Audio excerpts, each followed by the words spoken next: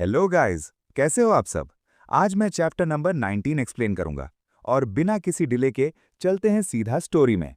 Story की शुरुआत होती है। युआन युआन, हुआ हुआ को तुरंत सुरक्षित स्थान पर ले जाओ और उसे मेरे पास वापस लाओ। उसे इस गंदगी को देखने की जरूरत नहीं है। आवाज में एक बर्फीली ठंडक थी। युआन युआन ने कांपते हुए सिर हिलाया। हाँ, मैं अभी जाती हूं। तभी, ये चेन, मैं तुम्हें एक आखिरी मौका देता हूं अपनी खाल बचाने के लिए और खुद को इस असहनीय शारीरिक दर्द से मुक्त करने के लिए घुटने टेकने की पहल करो।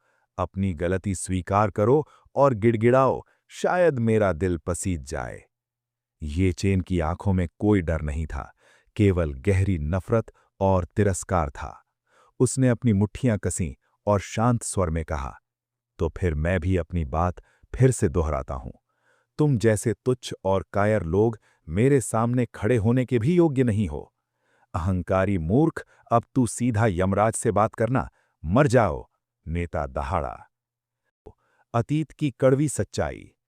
जैसे ही वे गुंडे ये चेन की ओर झपटे, उसके दिमाग में अतीत की यादें बिजली की तरह कौंध गईं। 4 साल पहले ये वही समय था जब वांग परिवार में मेरी शादी हुई थी। उससे ठीक 1 साल पहले का दौर। उस वक्त परिवार ने मेरे लिए एक बेहद खतरनाक योजना बनाई थी।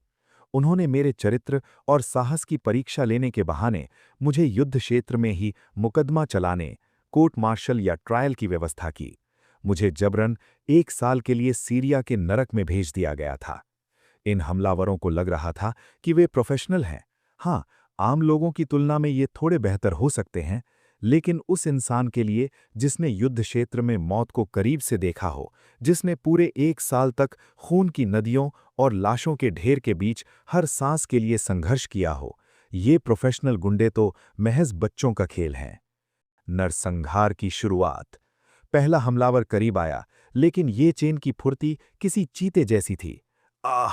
एक जोरदार चीख गूंजी। बवा, क्या देख रहे हो? इसे मारो। उसे कसकर पकड़ो। मैं अभी इसके हाथ की नसों को हमेशा के लिए पंगु बना दूंगा। देखते हैं फिर ये हाथ कैसे उठाता है। नेता गुस्से से पागल हो रहा था। बदमाश, तूने मेरे बेहतरीन आदमियों को चोट पहुंचाई है। मैं कसम खाता हूं, आज मैं तुझे उम्र भर के लिए अपाहिज बना दूंगा। पोंग! एक जोरदार टक्कर की आवाज आई। ये चेन का पैर बिजली की गति से उसके सीने पर लगा। आ! हड्डियों के टूटने की आवाज स्पष्ट सुनाई दे रही थी। हवा में खून की हल्की फुआर उड़ी। बा! हाँ, यही तुम्हारा अंत है। ये चेन ने एक और प्रहार किया। आ! वहां खड़े बाकी लोग दंग रह गए। उनके माथे पर पसीना आ गया था। अरे बाप रे, ये इंसान है या शैतान? एक अकेले व्यक्ति की युद्ध क्षमता इतनी भयावह, इतनी विनाशकारी कैसे हो सकती है? भीड़ के बीच खड़े वांग परिवार के सदस्यों के चेहरों पर अब जीत की नहीं, बल्कि भ्रम और ईर्ष्या की लकीरें थीं। कोने में खड़ी होकर अपने विचारों में खोई हुई थी।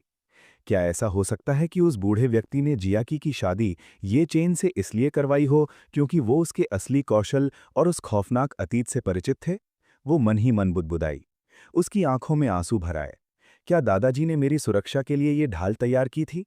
क्या उन्होंने सोचा था कि ये चेन मेरी रक्षा करेगा? लेकिन फिर उसका मन कड़वाहट से भर गया। नहीं नहीं नहीं, दादाजी, आपने मेरी शादी इस इंसान से सिर्फ इसलिए करवाई क्योंकि आपको लगा था कि इसका परिवार अमीर है और हमारा भविष्य सुरक्षित रहेगा। लेकिन आज देखो, ये शांति का युग है और हमारे परिवार का कोई घोषित शत्रु नहीं है। फिर इस योद्धा की यहाँ क्या जरूरत? तभी जियाकी के चाचा जिकयांग व्यंग्य से हंसे। "हं, पापा ने तुम्हारी जियाकी के लिए वाकई एक बढ़िया काम ढूंढ लिया है। शुक्र है मैंने समय रहते अपनी बेटी के लिए मना कर दिया था। हैं? आपका क्या मतलब है? जियाकी ने चौंक कर पूछा। उसके बड़े भाई ने हस्तक्षेप किया। क्या तुम्हें सच में लगता है कि ये शादी पिताजी की पहली पसंद थी? गलत। उस समय पिताजी ने मुझसे पहले सलाह ली थी। जिकियांग, याद है उन्होंने क्या कहा था? उन्होंने कहा था कि एक बहुत ही दुर्लभ और उच्च कोटि का दामाद उम्मीदवार उपलब्ध है। उन्होंने मुझसे पूछा था कि क्या मैं अपनी बेटी युआन युआन की शादी कुछ साल पहले करने को तैयार हूं। वो आगे बोला, वो भी एक देहाती और नाकामयाब व्यक्ति जैसा दिखता है। मैंने युआन युआन की कम उम्र का बहाना बनाकर उसे सिरे से खारिज कर दिया और तभी उस ठुकराए हुए आदमी को तुम्हारी जियाकी के लिए व्यवस्थित किया गया। युआन युआन ने जोर से ठहाका मारा। तो असली कहानी ये है, जिया याओ ने उस आदमी को अपना लिया जिसे मैंने लात मार दी थी। अरे बाप रे, दादाजी तो सच में सठिया गए हैं, जो ऐसे इंसान को हमारे परिवार में लाए हैं। वो सिर्फ लड़ना जानता है बस। मुझे ऐसे हिंसक और जंगली व्यक्ति से कोई लेना देना नहीं है। सौभाग्य से मैं इस बड़ी विपत्ति से बच गई। बड़ी बहन, आपको इस कीमती तोहफे का आनंद लेना चाहिए। ये चेन ने ये सारी बातें सुनी, लेकिन उसका चेहरा पत्थर जैसा बना रहा। उसके कान में उन शब्दों की गूंज कम और अपने अतीत की चीखें ज्यादा सुनाई दे रही थीं। 3 साल पहले, जब मैं सीरिया के उस खूनी युद्ध क्षेत्र से लौटा था, मेरा शरीर जख्मों से भरा था और रूह लाशों को देख देख कर थक चुकी थी। मैं बस प्यार और एक सुकून भरे परिवार के लिए तरस रहा था। उस वक्त जब मैंने पहली बार वांग जिया याओ को देखा, मुझे उससे पहली नज़र में ही प्यार हो गया था। मैंने सोचा था कि ऐसी मासूम लड़की के साथ मैं अपनी बाकी की जिंदगी शांति से बिताऊंगा। मुझे अंदाजा भी नहीं था कि हमारे रिश्ते का अंत इतना विभत्स होगा। उसने जमीन पर पड़े उस गुंडे की ओर देखा जो चोरी का इल्जाम लगाने आया था। तुम तुम क्या कर रहे हो? गुंडा हकलाया। पाड़। एक जोरदार चांटा। मैबा। हड्डी टूटने की आवाज। आह! ये चेन ने उसका गला दबोच लिया। अब सच उगल। तुमने मुझ पर चोरी का झूठा आरोप क्यों लगाया, और तुम्हें ये सब करने का निर्देश किस नीच व्यक्ति ने दिया था? गुंडा खून थूकते हुए हंसा। जब से मैं पाताल लोक के संपर्क में आया हूं, मैंने मौत का डर छोड़ दिया है। मार डाल मुझे, पर नाम नहीं बताऊंगा। ठीक है। ये चेन ने अपनी पकड़ और सख्त कर दी। लेकिन याद रखना, जो मेरे खिलाफ खड़ा होता है, उसे अपनी पूरी जिंदगी पछताना पड़ता है। ये चेन, रुक जाओ। क्या तुम सचमुच दादी और पूरे परिवार के सामने हत्या करोगे? पागल मत बनो। उसे डर था कि अगर गुंडे ने सच बोल दिया तो उसकी साजिश का पर्दाफाश हो जाएगा। ये चेन ने गुंडे को झटके से फेंक दिया और मुड़कर परिवार की ओर देखा।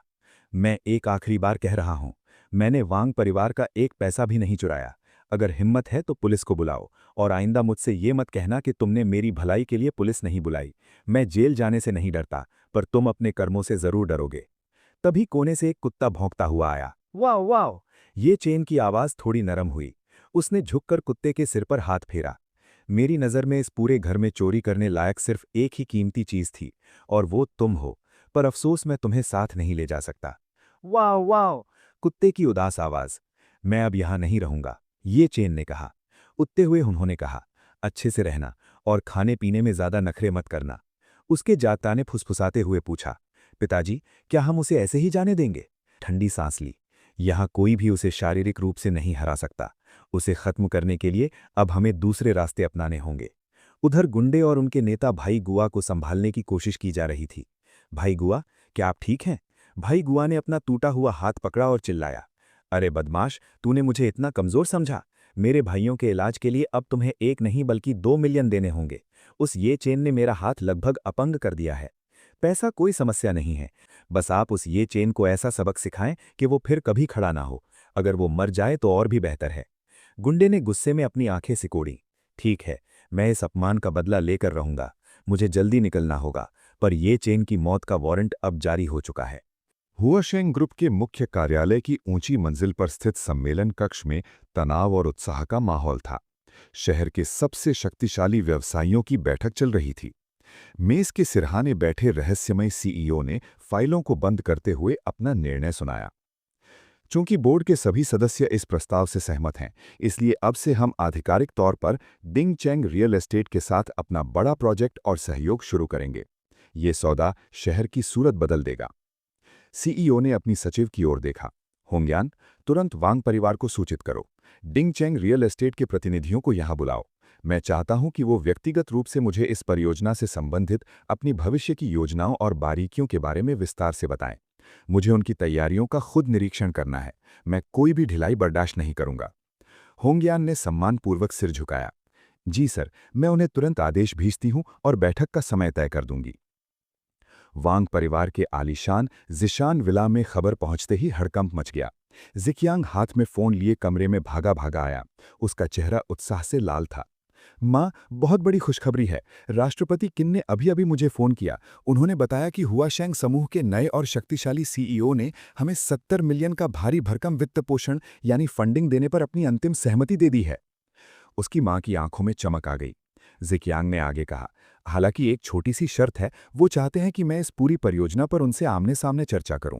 वे व्यक्तिगत रूप से ये देखना चाहते हैं कि हमने जमीनी स्तर पर कितनी ठोस तैयारी की है और क्या हम इतने बड़े निवेश के लायक हैं।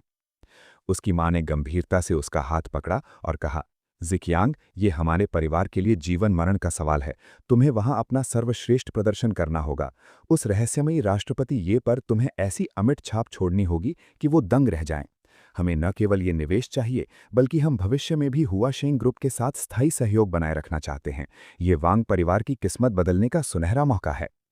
ज़िकियांग ने अपना सीना चौड़ा किया। मैं राष्ट्रपति ये के सामने खुद को एक कुशल लीडर साबित करूंगा। मैं उन्हें दिखा दूंगा कि डिंगचेंग रियल एस्टेट ही इस शहर का असली भविष्य है। तभी कमरे के दरवाजे पर खड़ी अपनी खूबसूरत पोशाक को ठीक करते हुए आगे बढ़ी। उसके चेहरे पर एक चतुर मुस्कान थी। पापा, क्या मैं भी आपके साथ हुआशेंग ग्रुप चल सकती हूँ? उसने अपनी आवाज को बेहद मधुर और लाडली बनाते हुए पूछा। वो जानती थी कि हुआशेंग का सीईओ कोई साधारण व्यक्ति नहीं है।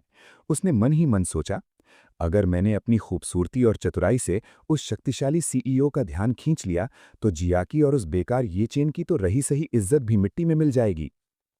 ज़िकियांग ने अपनी बेटी की ओर देखा और मुस्कुराया। क्यों नहीं बेटा, तुम्हारी मौजूदगी से हमारा प्रभाव और भी बढ़ेगा। चलो दुनिया को दिखाते हैं कि असली क्लास किसे कहते हैं।